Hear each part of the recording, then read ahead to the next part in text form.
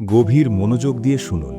আপনি কি জানেন আপনি দিনের ঠিক কোন সময়টা সবচেয়ে বেশি নষ্ট করেন? যখন আপনি অস্থির হয়ে ছোটেন কিন্তু আপনার গন্তব্য ভুলে যান। আপনি সফলতা খুঁজছেন, খ্যাতি খুঁজছেন, দুনিয়ার সব আলো আপনার দিকে টেনে আনতে চাইছেন। কিন্তু একবার ভাবুন তো, এই তীব্র গতিতে ছোটাছুটি করে আপনি কোথায় পৌঁছবেন? যে রাস্তা আপনি ধরেছেন তার শেষটা কি আপনাকে অনন্ত শান্তি দেবে? আমরা আমাদের জীবনকে জটিল করে ফেলেছি। শত শত মানুষের মতামত, হাজারো রকম চাহিদা আর লক্ষ লক্ষ সোশ্যাল মিডিয়া পোস্টের ভিড়ে আমাদের আসল পথটা চাপা পড়ে গেছে। আমরা আমাদের জীবনের নিয়ন্ত্রক হিসেবে আল্লাহকে নয়, বরং এই দুনিয়াবি মোহকে বসিয়েছি। সকালে ঘুম থেকে উঠেই আমরা আগে ফোনের আলো খুঁজি, কিন্তু আলো সৃষ্টিকর্তার ইবাদতের জন্য আমাদের ডাকা আজানকে এড়িয়ে যায়।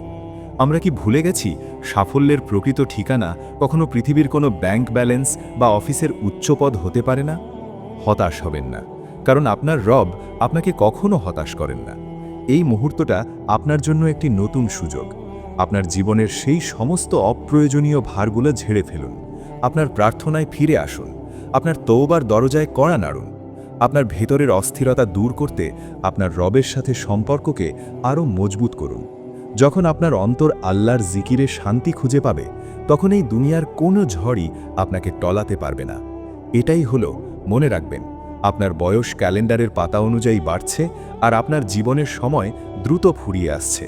আপনি কি আজও সেই শেষ এসএমএস বা শেষ সুযোগের জন্য অপেক্ষা করবেন, নাকি আজই আপনার জীবনের মোড় ঘুরিয়ে দেবেন? সিদ্ধান্ত আপনার। ফিরে আসুন এবং আল্লাহর পথে আপনার সাফল্য নিশ্চিত করুন।